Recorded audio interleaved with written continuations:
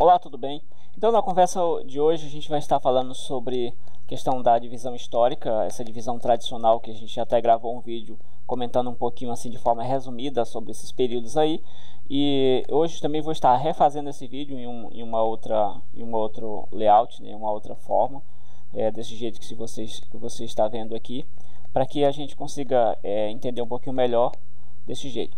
Bom, a gente sabe que essa história da humanidade poderia estar dividida em duas partes. Se pega essa história da humanidade, divide-se em duas partes, ficando a primeira parte sendo chamada de pré-história e a segunda parte sendo chamada de história.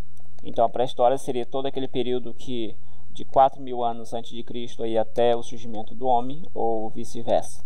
Este período é o período que não temos aí registro de escritas, até onde se sabe, até onde eu sei pelo menos, não se tem registro de escrita, e esse período ele é dividido assim porque já quando a gente vai compreender um pouquinho sobre a questão das ideias dos franceses que fizeram essa divisão aí, a questão de Auguste Comte também, um francês, relacionado ao positivismo, toda essa ideia aí, o racionalismo de Comte, Auguste Comte, a gente vai perceber que se considera que a construção da história se faz somente, ou pelo menos em sua maioria, através de documentos escritos. Então não se considera outros registros. Por exemplo, a gente tem nas cavernas aquela questão das figuras rupestres que a gente já conhece. Então não se considera tanto isso aí. Por isso que esse período da história é chamado de pré-história, porque não existe escrita, então não existe história. Essa visão já foi questionada várias vezes também por vários historiadores e hoje é tida como um mito assim dentro da história. Porém, essas divisões ainda são utilizadas apenas por questões didáticas mesmo assim, para compreender melhor, para estudar melhor um determinado período. Porém, os historiadores já modernos e contemporâneos, eles já têm essa visão diferenciada em relação a isso aí, principalmente com a questão da nova história. Bom, então essa história pode ser dividida em pré-história e história, sendo a pré-história o período da idade da pedra lascada, pedra polida, neolítico, paleolítico, idade dos metais, toda essa parte aí. O período que vai desde o surgimento do homem até o surgimento da escrita, isso aí com vários povos. Então, se atribui a escrita a algum povo, mas hoje existe uma crítica, por exemplo, que esse movimento da escrita a gente não pode determinar que aconteceu a partir, ou então no ano 4.000 a.C., aí nesse período, um pouquinho mais para cá ou para lá, porque esse período de escrita, esse movimento de escrita, surgimento da escrita ele ocorreu em vários lugares, em tempos diferentes. Os historiadores já levantam isso aí, então já é criticado também, mas vamos usar aqui como um exemplo. Então, dentro desse contexto de pré-história, que é uma divisão dessa história, essa história pode ser dividida a história geral da humanidade seria dividida em pré-história e história, e a história seria dividida em idade antiga, idade média, idade moderna e idade contemporânea, como você pode observar aí. Então, esquecendo um pouquinho da idade da pré-história, né? Já comentei que existe crítica sobre isso, já não se tem esse entendimento hoje, principalmente como a questão da figura rupestre, repito, né? Esses vários deixados aí por os povos antigos que reforçam a ideia de que eles também faziam história.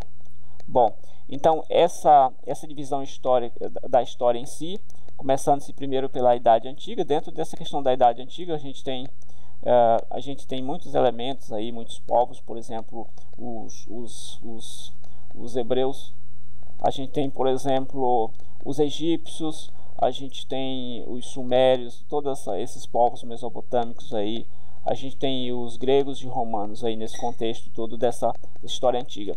A Idade Média seria o período que vai, lembrando que essa Idade Antiga ela finaliza aí no ano 476, quando a gente tem a divisão do próprio Império Romano. Bom, outra questão que a gente tem aqui é que depois desse período de 476, que existe a divisão do Império Romano, aí tem um surgimento de outra idade, que essa divisão é chamada de Idade Média. Essa divisão é criticada muito por os historiadores posteriores aqui, no caso da Idade Moderna, que ainda as pessoas hoje têm a mentalidade que essa idade seria uma idade das trevas. Então, mas essa ideia de idade das trevas ela já foi já foi ultrapassada e hoje é considerada como mito, devido a tanta a produção que houve ali dentro da Idade Média, os avanços ali. Bom, esse período aqui também é governado muito pela questão da igreja, do cristianismo e tal, sendo que a Idade Antiga, o que predomina, o que aparece mais é a questão do pensamento grego, a questão da racionalidade, Sócrates, Aristóteles, Platão, todo esse pessoal aí é o que mais aparece. Então, aqui você tem um pensamento grego, que é mais aflorado, a gente estuda mais. Aqui você tem mais um pensamento religioso, aqui você tem um surgimento de novas ideias, rompendo um pouco com essas ideias da Idade Média, essas ideias mais assim religiosas, e um surgimento de outra mentalidade aqui. Bom, e dentro deste período aqui, essa Idade Média ela vai finalizar aí em 1453, a gente tem um final da Idade Média. Vou estar explicando também no vídeo posterior sobre alguns acontecimentos aí dentro de cada uma dessas idades aí. Bom, a Idade Moderna, como já falei, surgimento também, o surgimento mais assim acentuado da questão das navegações e outros elementos que eu vou estar explicando também em vídeos posteriores. E depois você tem na Idade Média, depois da Idade Média você tem um período chamado de Idade Moderna, como eu já estou falando aqui. Esse período da Idade Média ele vai até a Revolução Francesa. A Revolução Francesa é do ano de 1789, e toda aquela questão a luta daquelas pessoas que posteriormente vieram a ser chamadas de burguesia, certo? Aqueles comerciantes, aquelas pessoas, devido à pobreza existente ali dentro daquele contexto ali, as pessoas se revoltaram junto com Robespierre, né? Sempre as pessoas é colocado ali como sendo o pivô da revolta, mas a gente sabe que sempre nessas revoluções a gente tem ideias de intelectuais que estão ali pelo meio, levando a massa que se você olhar a história francesa ali naquele contexto, o analfabetismo é alto demais ali naquele período, então você vai raciocinar que essa massa não tem condições de se revoltar tanto sim. Então tem ideias de muitos intelectuais ali levando aquela massa para onde eles querem. Bom, dentro disso aqui você tem, e após essa Revolução Francesa, início da Revolução Francesa, lógico, inicia-se outro período chamado de Idade Contemporânea, que é essa idade que a gente está hoje aí. De 1789, aí, a partir daí, início da Revolução Francesa, até a data de hoje. Bom, nos próximos vídeos eu vou estar falando sobre alguns elementos dentro de cada uma dessas idades aí. Se você gostou do vídeo, deixe seu comentário aí embaixo. Se inscreva no canal, o canal está crescendo aí bastante. Dê o seu joinha no vídeo, compartilhe com seus amigos se for assim do seu interesse, você vai estar ajudando o canal também a crescer mais e mais. Até a próxima, valeu!